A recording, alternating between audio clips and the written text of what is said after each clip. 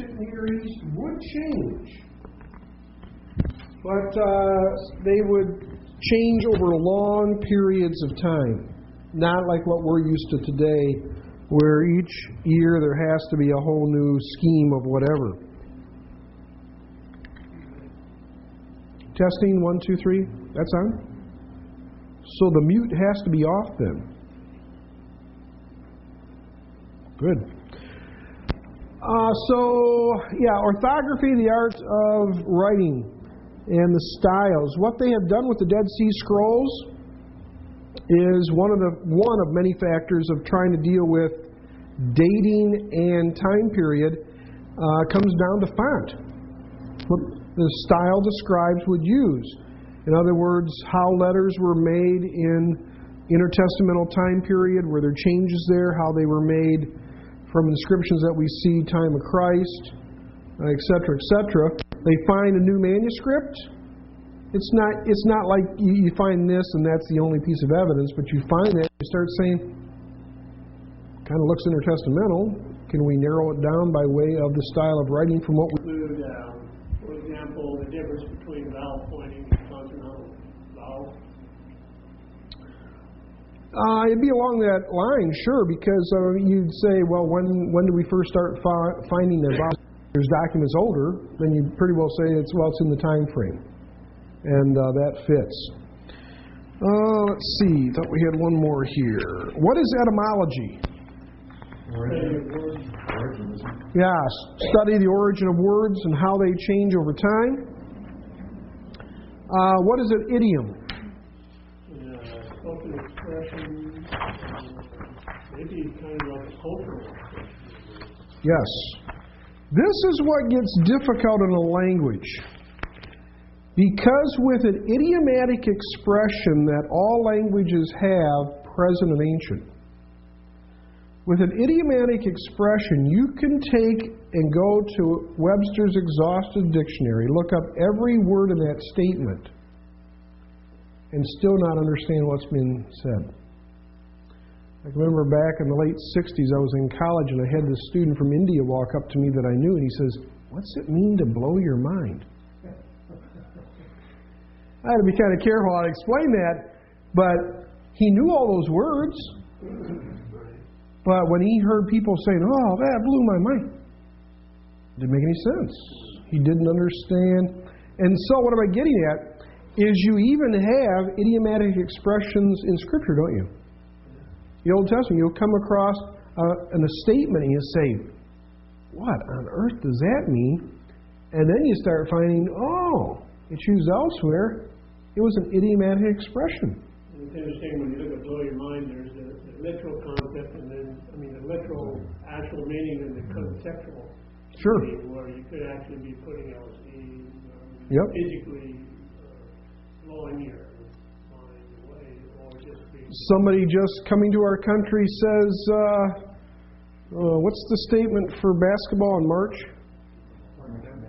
Yeah, what is March Madness? They can look up March and they can look up madness and still not understand the context and how that is being used. And so again, sometimes, once in a while in Scripture, you come across a real live or dead idiomatic expression.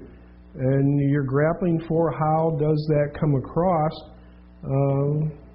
in our language or in understanding. Often in translation, good translators will do what with things like that? They will very simply give you a footnote. And they will explain. So they may leave that unusualness there in that statement, but then they'll drop down and say appears to be or was idiomatic expression, time of Joshua or whatever. Okay.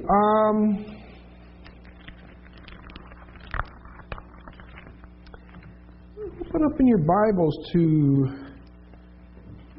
Judges chapter 1. I know you've been working on chapter 4. That's good. That will get you ready for Saturday. But in my methodology,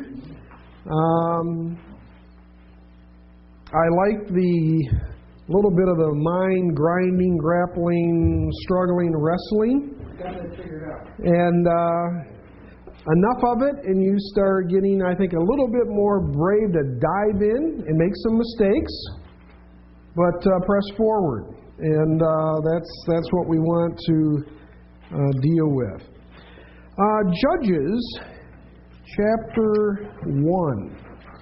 And just a few statements concerning what we're getting into. We are going to translate the first 4 chapters in our time together this week.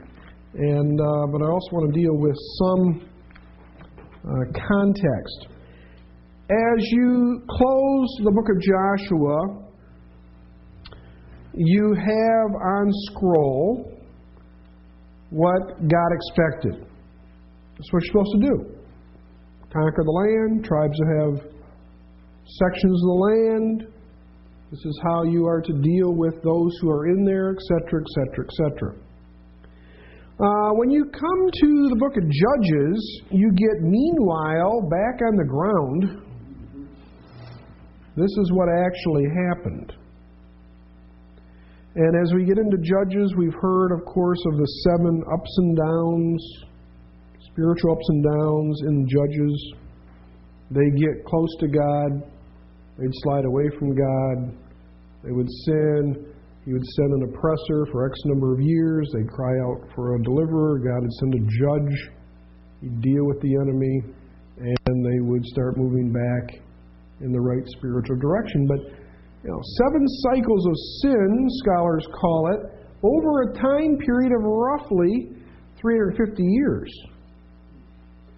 And again, we don't know how many judges there were in total.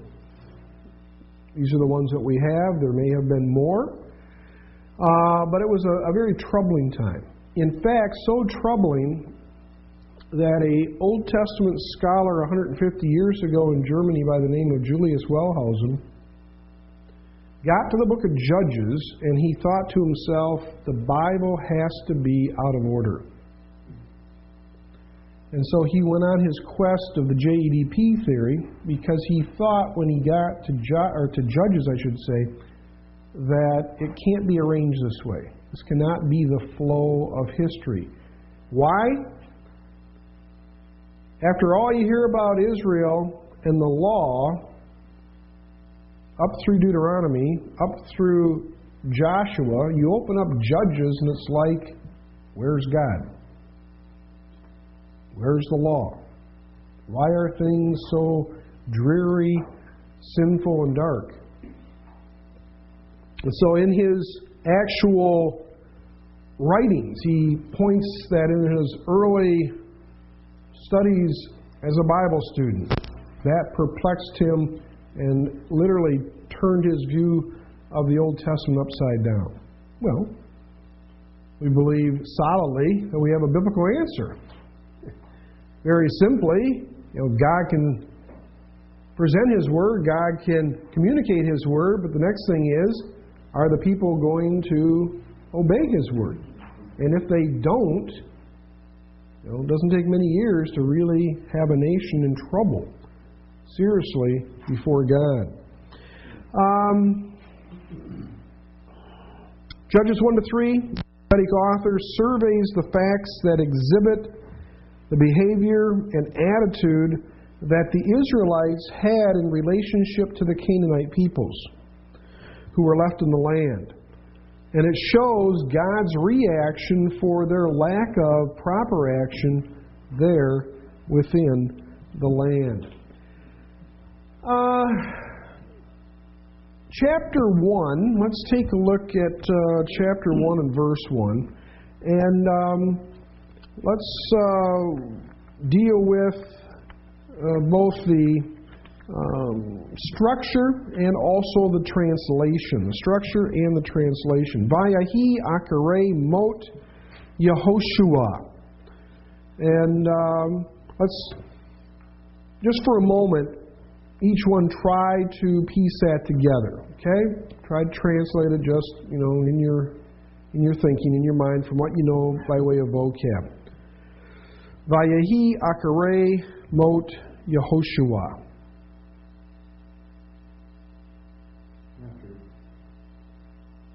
What do we do with Vayahi? Yeah, Akare after Joshua died. What do we do with Vayahi, the opening term? Okay. Came about after Joshua, the death of Joshua, or Joshua died. Vayish alu b'nei Israel, Vayehovah, Lamor, Mi,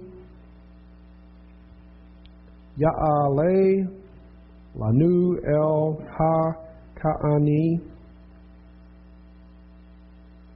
Bith-Hil-La. Came about after Joshua died. What's the next subject?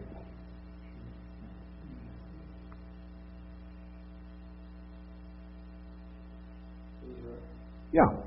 Sons of Israel. Have you had Sha'al yet? Sheen, Aleph, Lamed? Means to ask.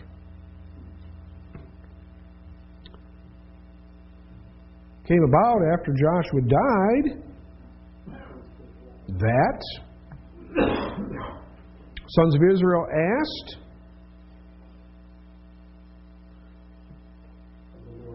of the Lord, Lamor, concerning me. Who?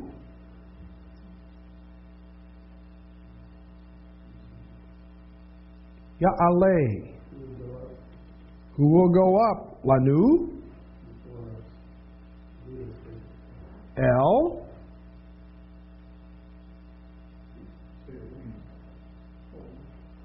To or towards is a possibility. Do we have any other meanings of El? Into.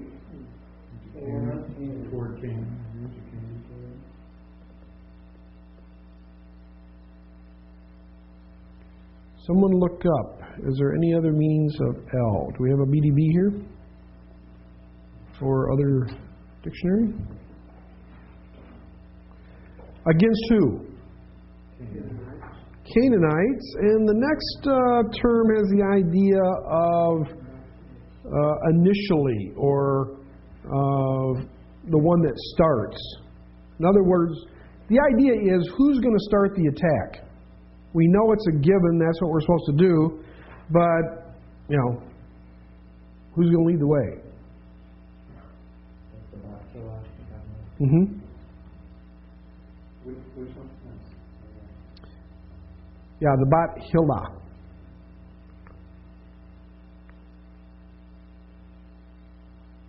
What do we have with El?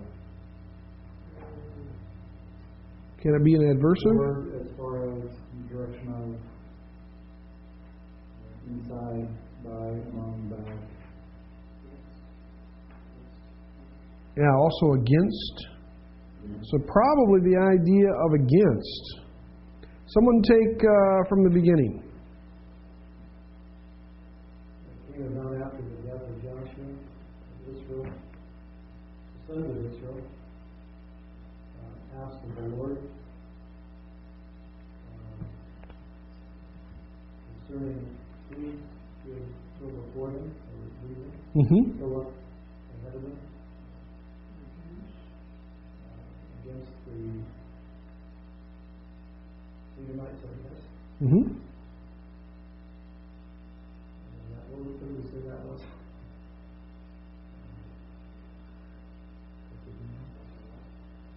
Lahilama? Yeah, to start the fight. Yeah, to fight. To fight against them. Bow at the end. Mm-hmm.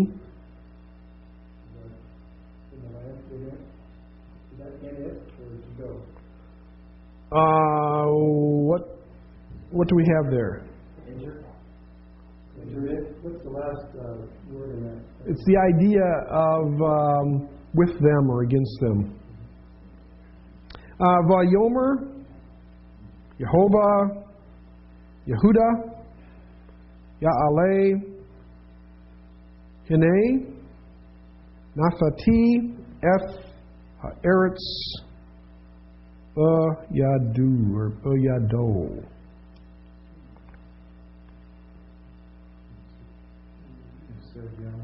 Yeah, and Yahweh said,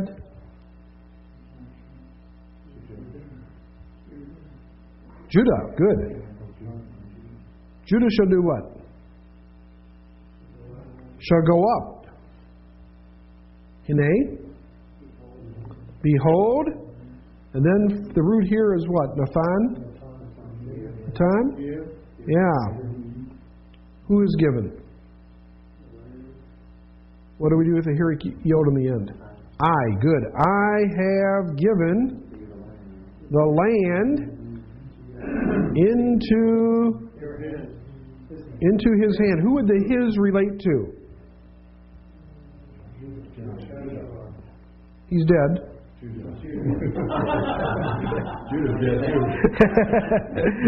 Judah, good. Good. Let's see here. Into his hand. Vayomer Yehuda. Judah said to who?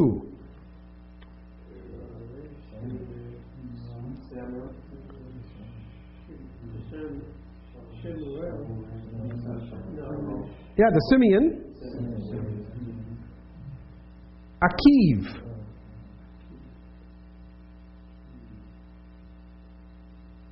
Ak is what? Brother, Akiv. His brother. Ale. Iti. Bagorali. Go up. Here we have with me. Go up with me. And the next thing is to my section, to my area, to my, some say, allotment. In other words, what has been given to the tribe. To my place. Yeah, to my place. And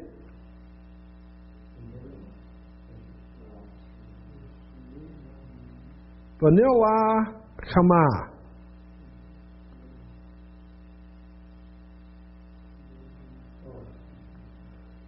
What's the root?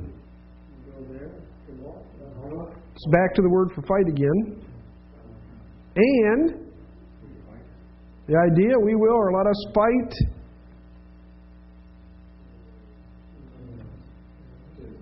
Yeah, and what do you do with against the Canaanites? Good.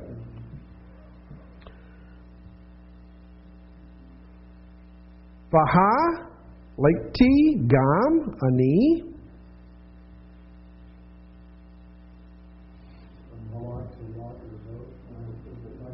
Yeah. And I also will go with you. Where? Into your section or area, allotment, place. And?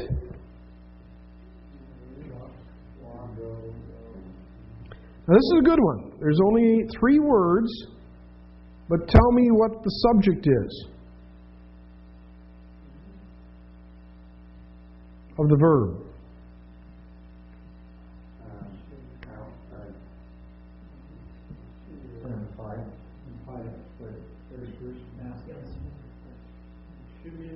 Yeah. And Simeon, the final word, did what? Halak went with him. And Simeon went with him. Verse 4. So why did Simeon present a bias? We will deal with in, not with Dorsey, one of the journal articles, Banstra, his article that they call it, Semitic linguists call it fronting. That when new information is brought into the account, they will kind of showcase it. And so that will be fronted.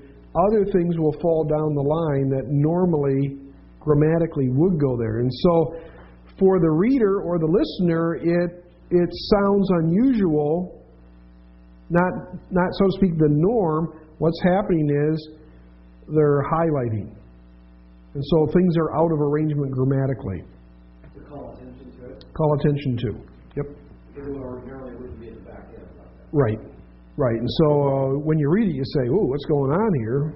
You know, and in the culture, it would sound out of whack, but understandable. But again, you understand what's being emphasized. Vaya'al Yehuda.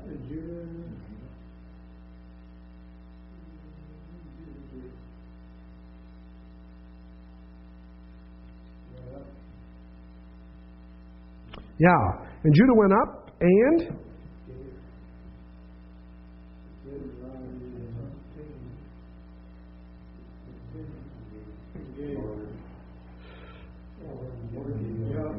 Judah went up, and Yahweh gave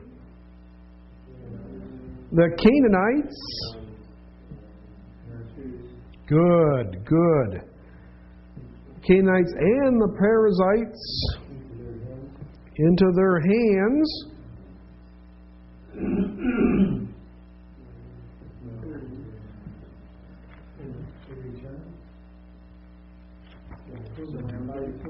And who fought who?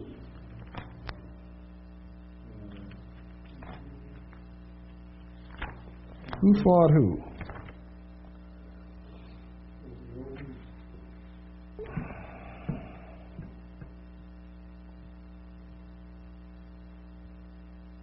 Wrestle with it. And Judah went up, and Yahweh gave the Canaanites and the Perizzites into their hand, and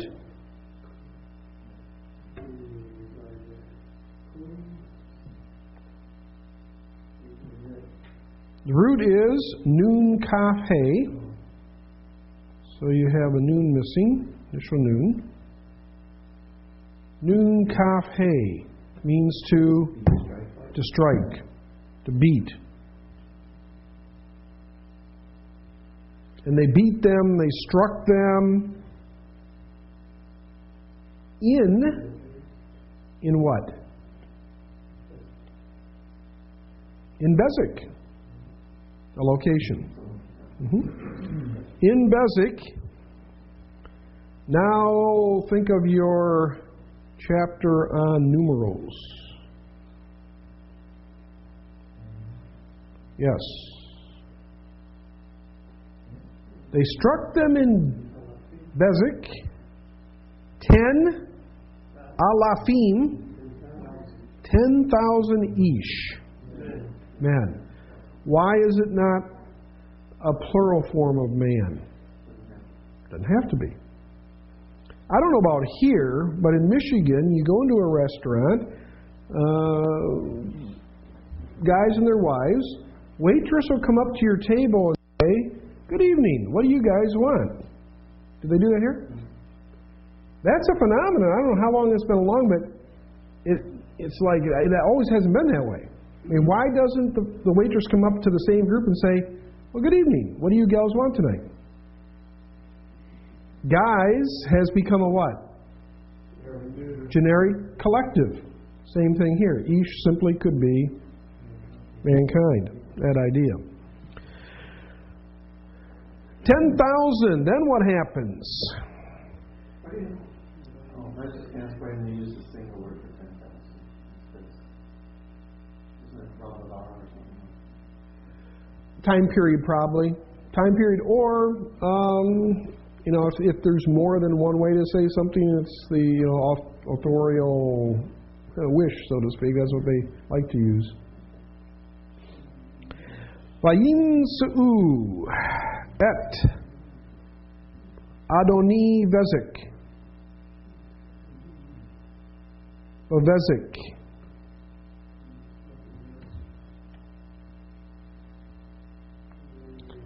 What is Mem Saudi Aleph by way of vocab? Yeah. And to find. And they found. Who'd they find?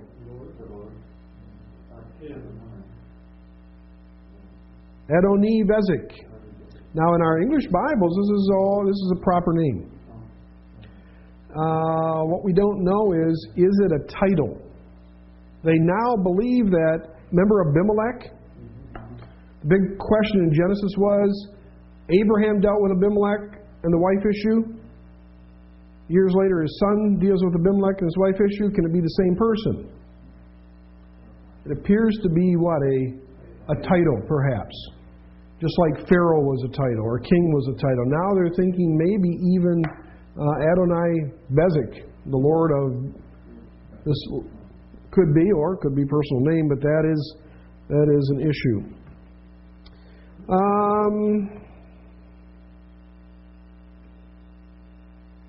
So what do they do with this guy?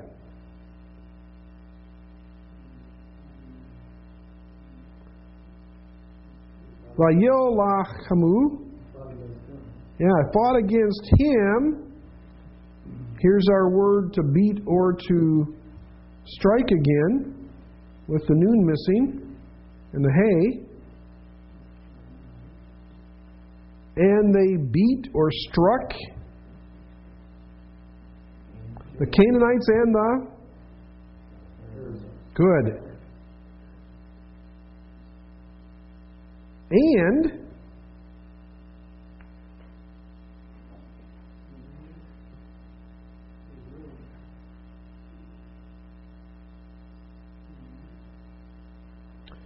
Yod Nun Mem means to escape. And who escaped? Yeah, so Adonai Bezek, he escaped, and they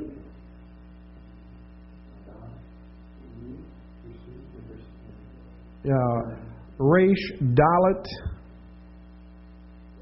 pay, final pay, means to chase after, to pursue. And they pursued after him, and they caught him. They got him. They caught him. Now tell me something about Otho. What's going on there? What is that grammatically?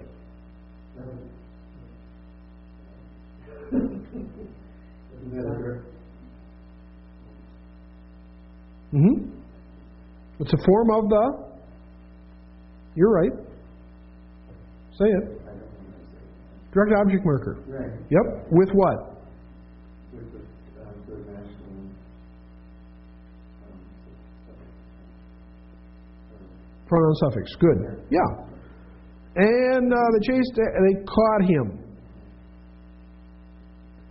And now here we need a BDB expert. We need to analyze this very strange sounding term.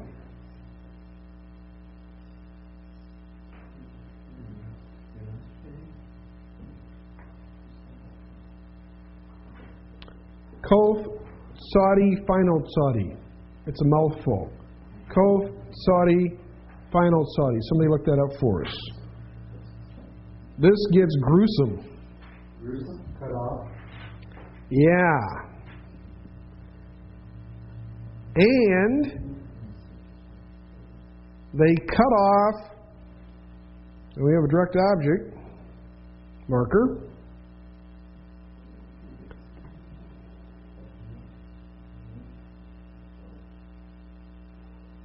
Someone look up bait, hay, noon. Do we have any help with bait, hay, noon? They caught him and they cut off. Go as some look up that, others go on. Yeah, so his hand and regal and his feet are So they cut off his hands and his feet, but that's tempered some now by the word we're looking up. Bait, hay, noon. Any help?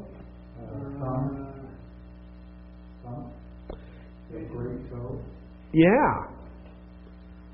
So what did they do? They caught this guy who was this leader, And what do they extract? His thumbs and his big toes. And the question is, why would they do such a thing? And we're given the answer. Verse 7. Vayomer Adonai Vezek Shavim Melakim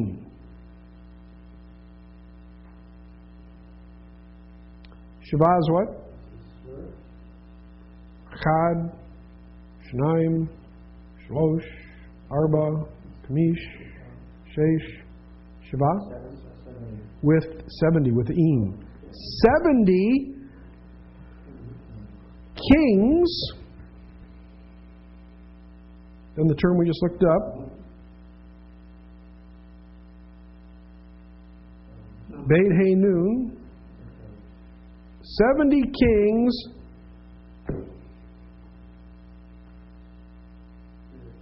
Some would say, since you have hands and feet, that this stands for what? The larger, that idea on those, that kind of idea. But 70 kings understood probably with large fingers or thumbs and large toes. Then here we're back to our word. What is it?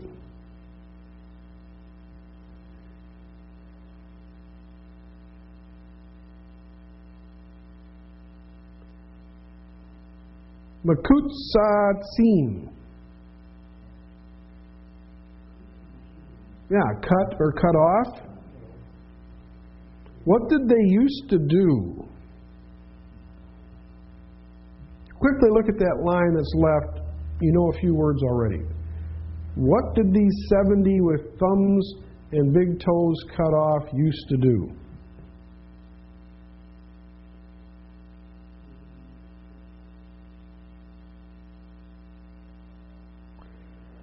Melachtim is to gather together. What is takaf? Under. Preposition. Shulchan.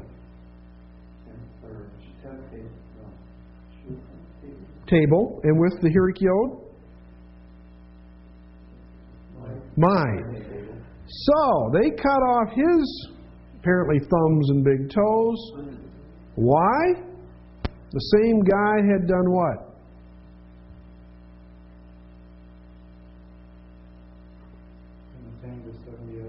He had done the same to 70 other kings who ended up doing what? Gathering together. In other words, the idea is gathering scraps of food under the king's table. In other words, he humiliated them, he put them out of service, and they were totally dependent for him to throw scraps to them. I mean, it's just this demeaning kind of a situation. Ka'asher. Yeah, as Asithi, I make, I have done. Cain. So, Shalom, Lee.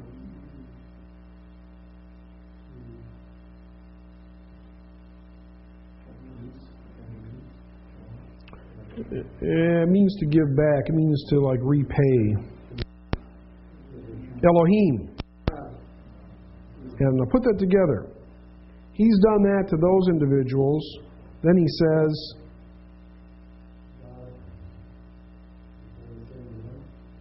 he's done the same to me, that idea, as I have done. Then what?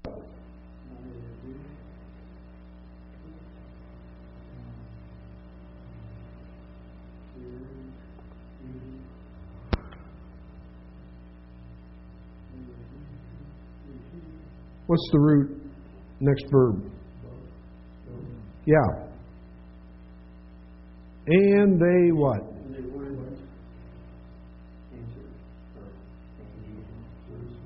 To Jerusalem, and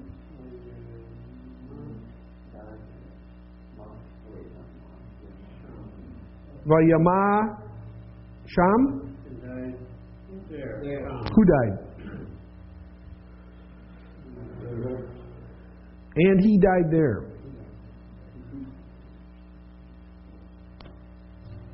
Vayelakamu Bani Yehuda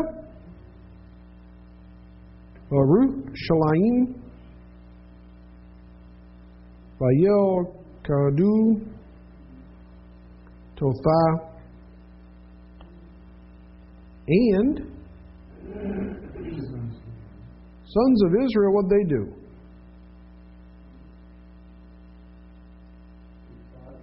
Yeah, they fought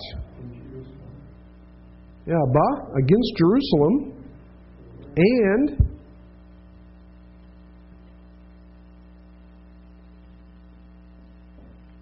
root here is Lamed Kaf Daled, to take, to capture. Otha, what do you do with that?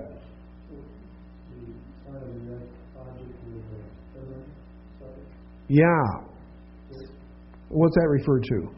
Jerusalem. And we're back to our word to beat or to strike. And they struck it, beat it, with the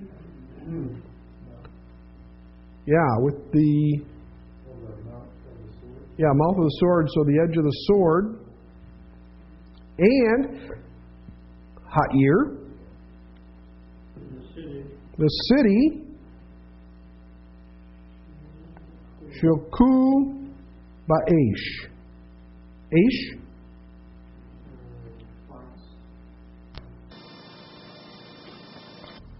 They put on, they set on fire.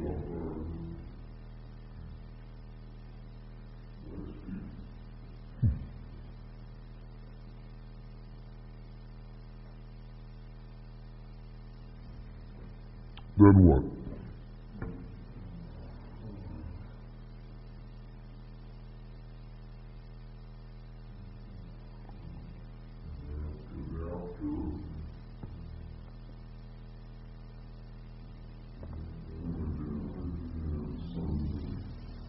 Sons of Israel went down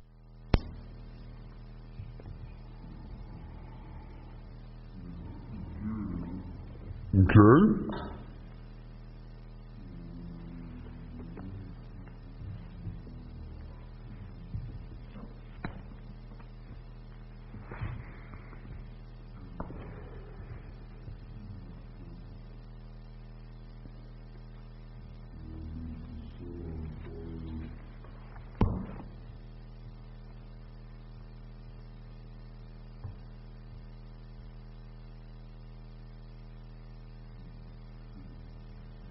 They went down to do what? To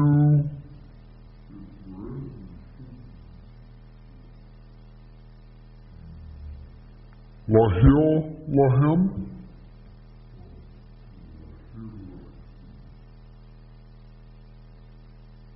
Fight against the Canaanites. Yoshev. We've had that in the short story tonight. To live, dwelling. Yeah. Against the Canaanites, what? The ones living. Then this is why I put that up for your map.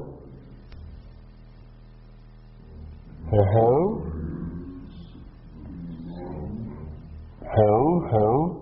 Yeah, in the mountain. And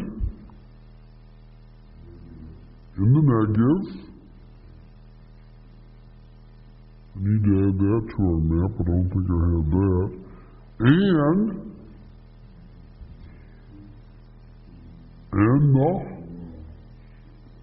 Yeah, Shephelah, the hill country. Not the mountains, but the hill country.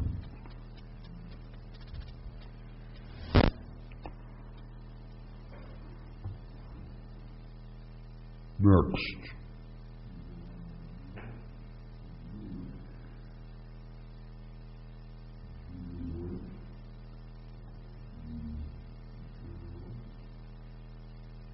Yeah, again, probably in the sense of against, and Judah went against the Canaanites. Where were they living?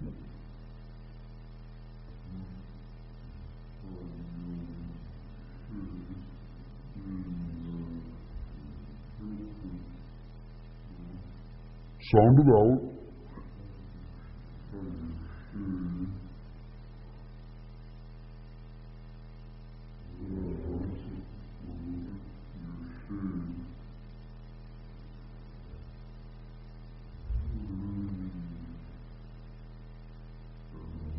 Yeah, Hebron. We say Hebron, but it's a long O, and it's a soft bait. Yeah. What's Shane?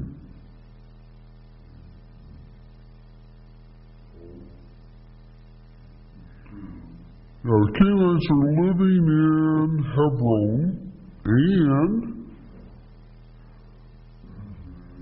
Shame, the name of Hebron, Lephanim. You haven't had that yet, but you can see it's made up of Lifnei, to be before.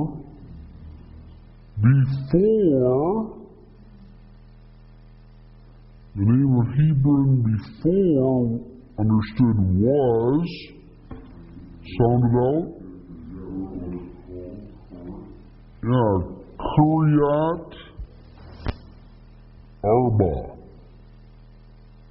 Kiryat Arba. Then we're back to our word to beat again. Missing the noon and missing the hay. And they beat, struck. Yeah, probably the guy's name. Shesha and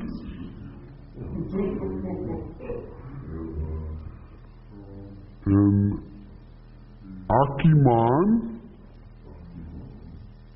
and Talmai. Translators take them all as personal names. And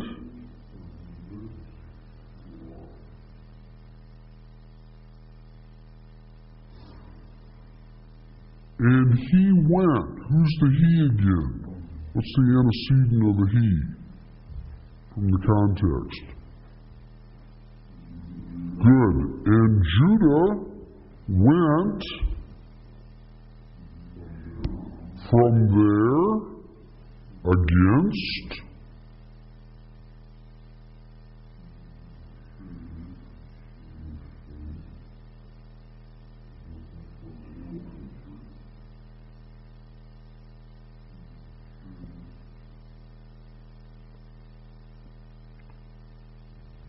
and he went from there against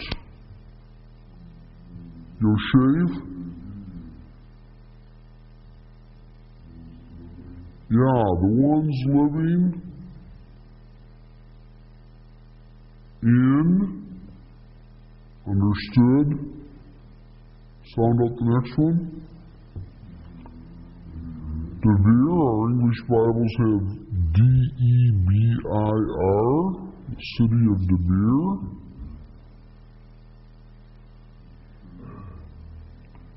Same thing goes on here. And the name of Debir before understood was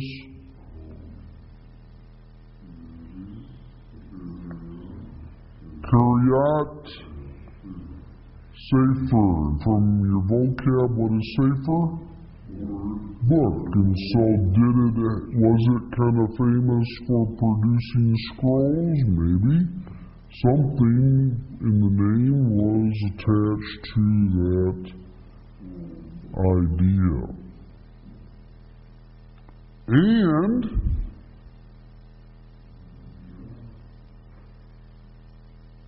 sound out the second word.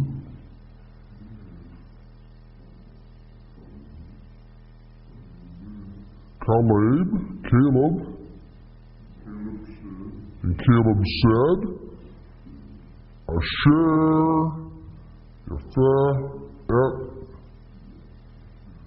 Kiryat Sefer.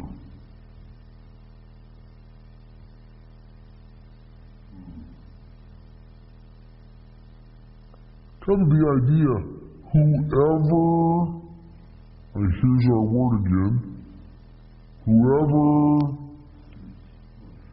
strikes, beats,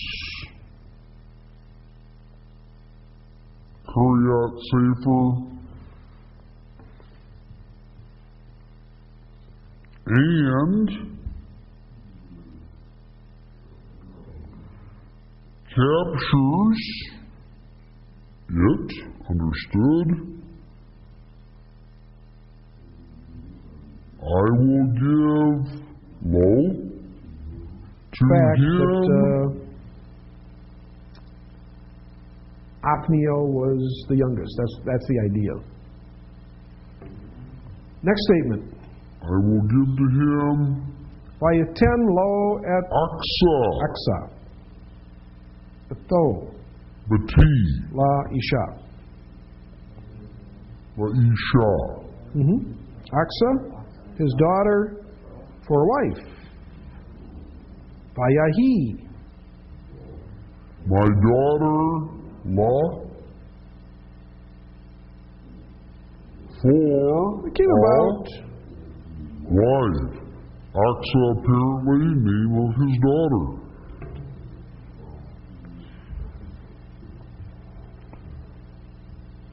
Now you keep picking up on the same terminology over and over and over again. There's structure here.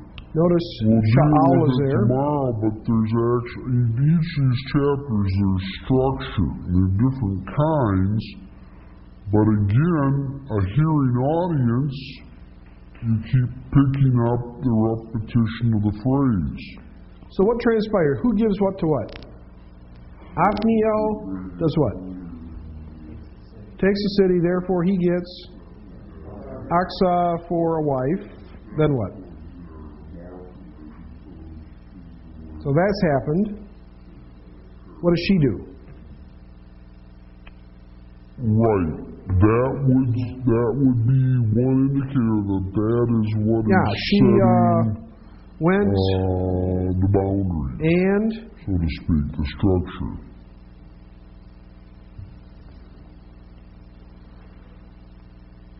Verse 13.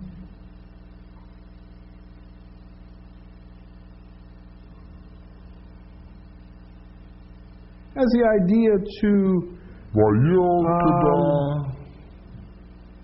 when we think of incite, it's negative, but it has the idea of to persuade. Kenaz. Aki. Caleb.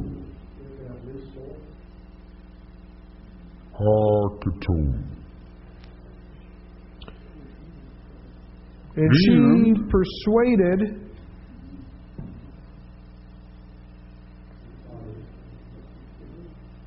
to do what? To where's our subject? Request or ask. The first From judge. who? From her father. And Othniel. Ha-Sadah. Capital You had Sadah, I think, maybe. N-I-E-L. And Othniel Land, field. did what?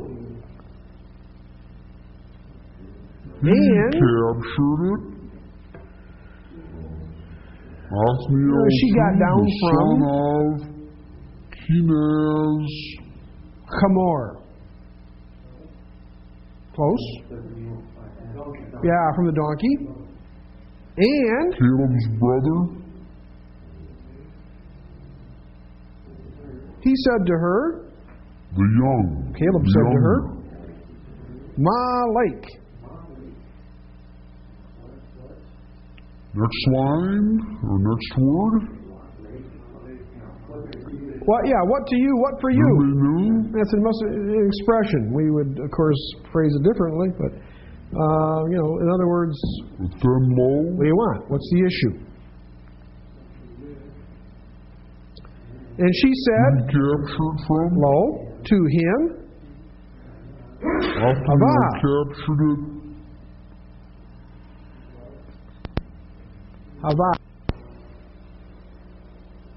Put your root. Who's Othniel, brother of Caleb, and he's You're missing a known yod. as the one who is younger than him. Yod, Hey, So Vav. it was in the culture, had meaning and sense then. What's Yod, Hey, Vav? Thus, it's kind of a It's a statement. word for to give something. Give to me. What? A blessing. Key. For or because? Because, understood probably, because the land of the Negev, this gets a little humorous. She got an inheritance, but what did it appear to be? Property nobody wanted. Desert. Hey, you got a piece of property. Where is it? Well, have fun in the desert. It's like, and now they regroup. Piece of the desert, the Negev. So she comes back with a request. She wants what? A blessing? Blessing is going to request.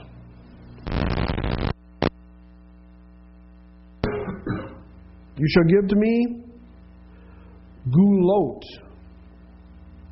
mayim. Yeah, springs of water. And Caleb gave to her the guloth, Elith, the upper springs. The 8th, Guloth, and the lower springs. He was a good man.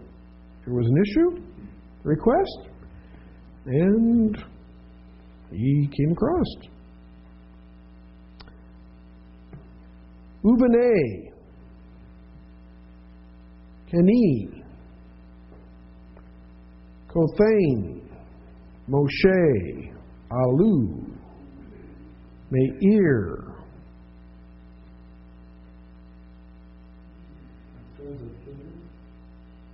Close. Look at it.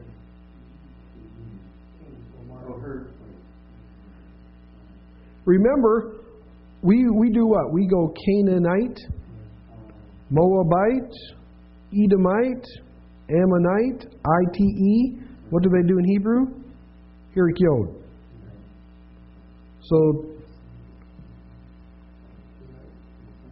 the sons of the Kenite.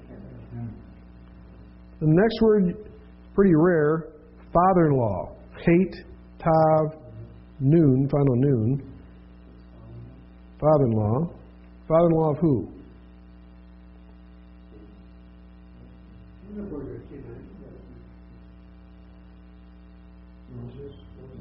Moses. So we're referring back to who in history?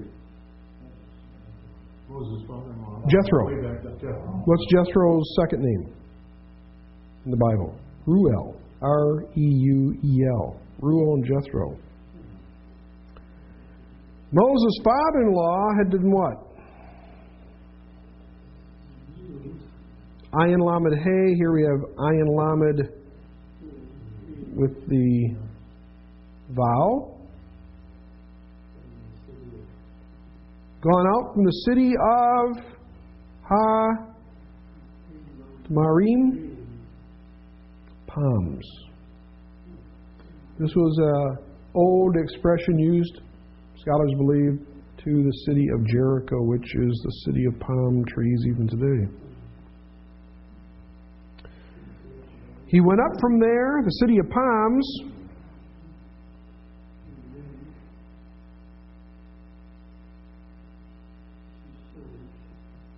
probably understood, with the sons of Judah.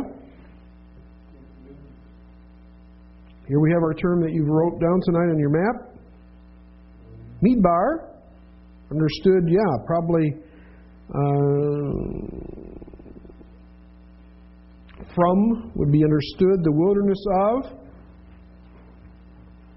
Yehuda. Wilderness of Judah. Asher, which understood is in the Negev, the south country, of, understood, Arad, A-R-A-D, a city mentioned in Numbers. King of Arad, city of Arad, which is Canaanite, at the time of Moses. And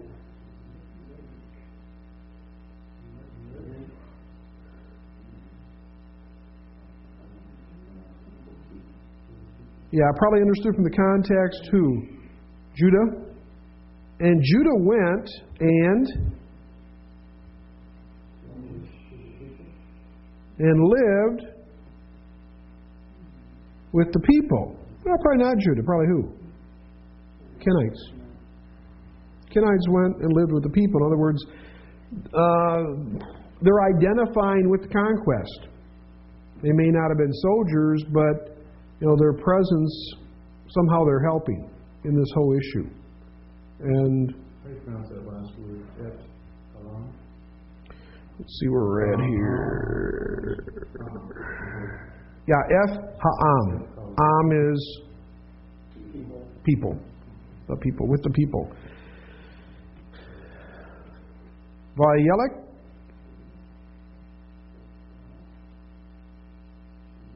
And Judah went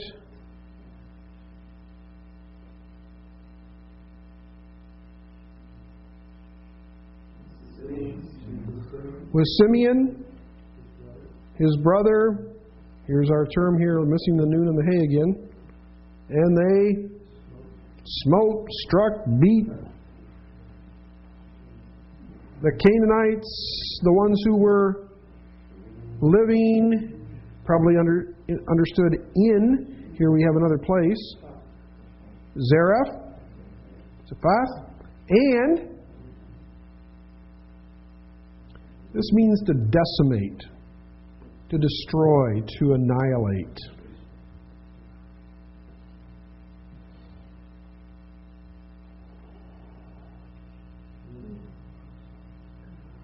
Chet, Resh, final mem.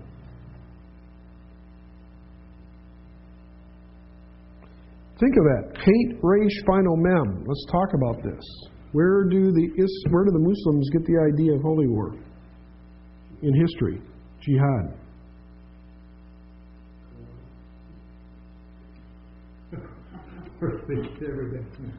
They plagiarize from the Bible. From harem. Harem is holy war in the Old Testament. When God says go in and destroy, that's holy war. Harem. And so jihad, not right now, but years past I used to teach world religions, and we'd have a segment on Islam when we'd read the Quran. You go through the Quran, and there is so much plagiarism right out of the Old and New Testament. I mean, it gets sickening. And why are the Muslims praying 5 times a day in a certain direction towards Mecca? They borrow that out of the Old Testament, where Daniel opens up and he is praying in the direction of Jerusalem. There's all kinds of these things. But the idea in Islam of jihad definitely is a borrowing from the Old Testament of Joshua and going into the land. And here we have the actual term for the Old Testament. Harem means to destroy. Othah, and they destroyed it. End of 17. Gets kind of a blur after a while, doesn't it? And they destroyed it. And what? Yeah, the name of the city was called Hormah. And Yehuda and Judah captured, Gaza.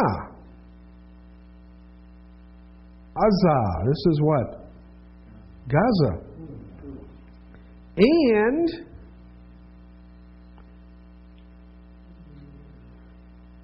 Gevula. It means, the territory. It's kind of interesting. There are how many tribes in ancient Israel? There are how many tribes in ancient Israel? 13. We always think of 12. Why? 12 sent spies. 12 got big chunks of property. 12 sent militias to the larger army. 12 are mentioned many times. So why are there 13 if there are 12 sons? There's not a tribe of Joseph, but his two sons, Ephraim and Manasseh, become. So we have 12 minus 1 is 11, plus 2 is 13. Who is, and I always kind of refer to them kind of in joking, who is the 13th tribe without all those other things we just mentioned? Levi. Where were the Levites? Spread throughout. And we have how many cities? They had 48 cities in the Old Testament, spread among 12 tribes. So roughly 4 Levitical cities per tribe. What were they doing? There was a rhyme and a reason. Priesthood, spiritual influence throughout the tribes and the nation. Probably what we would call some kind of religious, spiritual education going on within the tribes. I don't think they were just sitting there doing nothing. But it says when they got their 48 cities, the same thing. That it was the 48 cities plus the farm area around those cities. So they could work outside the walls, they could have fields and crops and help, livestock, whatever, but help sustain themselves. But an interesting thing that there is spiritual influence throughout that land. It didn't matter how far a tribe was from the capital city. The temple. When you said sustain themselves, you didn't mean the Levites. Levites, yeah. They weren't taken care of by? They were, but they also could have fields. So I think it was probably a both and. Because you're talking, what? Thousands upon thousands upon thousands. I mean, you think of the Levites at the temple, but what about all the wives and the children and the people not serving the temple? You got gigantic. Did they actually go beyond in practical means to do things for themselves? Well, it appears that way. The fact that it mentions that they got the fields too. Why would that even be an issue if they didn't have to? Unless, it'd be interesting what scholars say on that, because it could have been, but it sounds like a both and. Definitely they were supported. That was a given. But again, can they work the land? Can they prosper? Could the families have farms? Were they outside of the city? Who owned those fields? Was it looked at as just tribal ground? Or did the Levitical tribe and leaders, did they divide that somehow? Maybe it wasn't work, maybe it was simply land value. But it does note that fields too. A few more verses. What time we get? What time do we need to take a break? Another 10 minutes?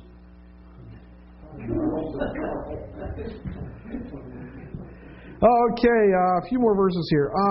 Hormah. And Judah captured Gaza and its, what do we say? And what other city? Sound it out. You know it. Yep. Ashkelon. And its territories, and, you know the next one, Ekron, and its territories, and came about Yahweh was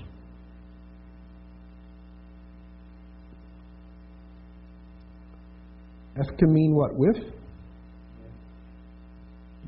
Judah. So here, Judah, who's going to be first? Who's going to be first? Judah's going to be first.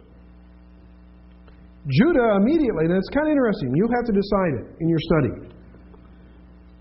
God says Judah's going to be first. The next verse, you see what? Judah says to his brother, Simeon, hey, will you go with us? You'll go with us, we'll go with you. So they go out conquering.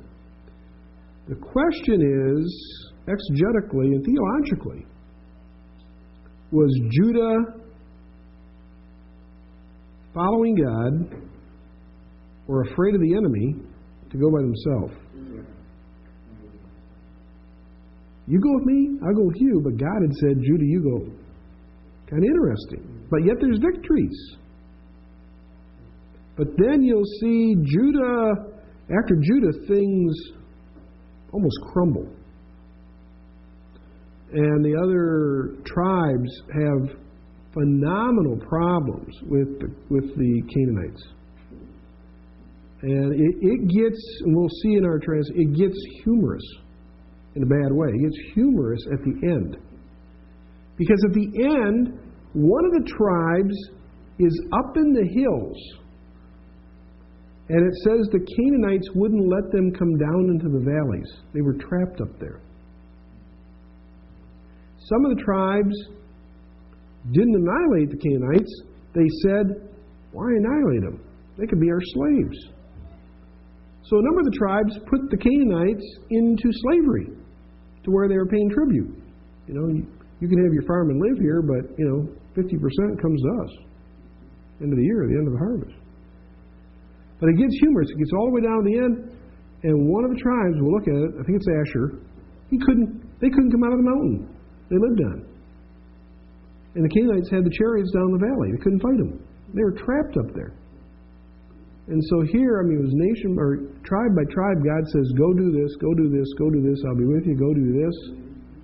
And it's just, one sorry response after another that ends up in hundreds and hundreds of years of the Canaanites having major influence on these people for a partial response.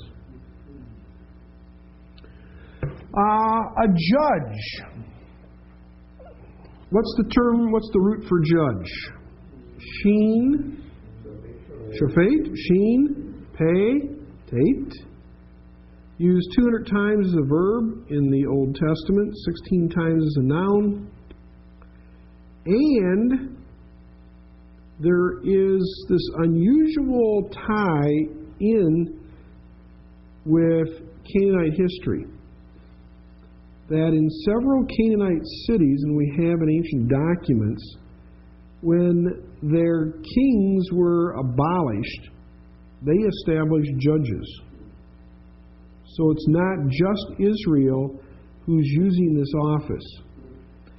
And for just about every scholar, Jewish, Christian, evangelical or not, the big question is, what was the extent of their work?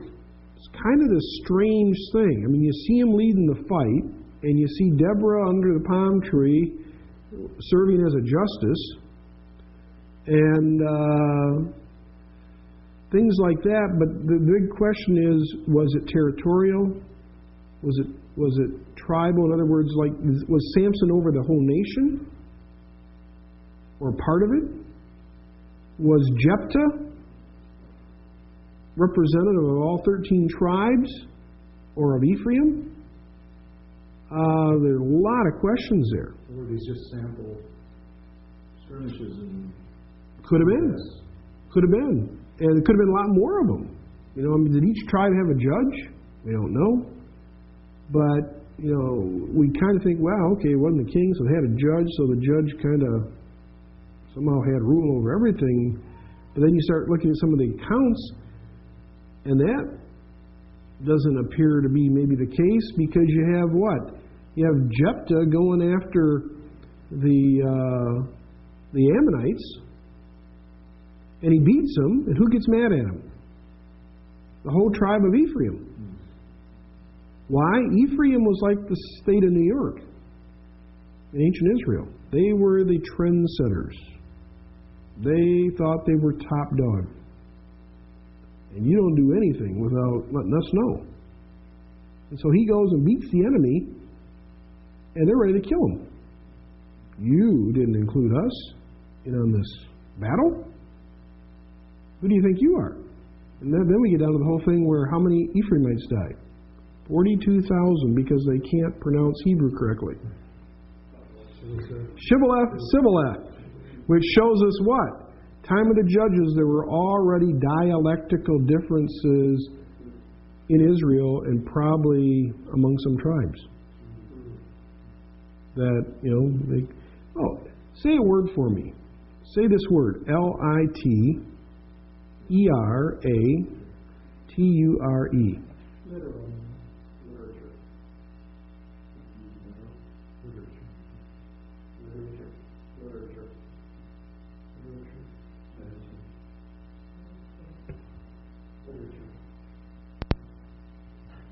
Literature. You pronounce it just like people in Ohio and Michigan. You know what you just said?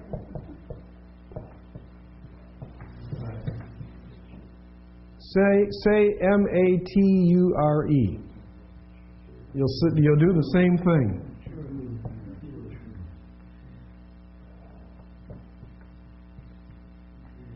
Say this.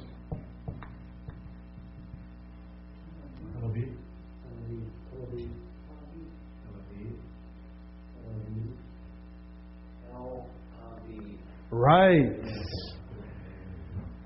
Tell thee. Why do we do that in language? There's a very easy answer. We talk fast. Say literature. Feel your tongue. It's easier to say literature than literature, especially at the rate that you normally speak. And so just like the stream or the river that takes the easiest bend and not the hardest, so to speak, or wears it off, that's what our mind and our tongue does in speech at times. And so very easily, dialects, even if they're minor, dialects can arise. And I know in where I live, where I live, I'm 6 miles from Canada. But there's this one river, Detroit River, and people in Detroit or on our side in Michigan, we will say things, and people right across the river, that will be a little bit different accent, and they look vice versa, where we have the accent. But, all there has been is one river. We are very close together, but yet English, some issues of English, they will say on the radio, so-and-so, Mr. Smith of such and such a town today went in hospital. We don't say it that way. We would say, Mr. Smith today did what? Went into the hospital. We make it definite. And they will always say, they do this on the radio in the rural areas, so-and-so today went in hospital to have an operation. But you build up, you probably, if you listen long enough, there's a whole line of little differences that probably will become more and more pronounced for whatever reason as the groups pretty well communicate simply among themselves.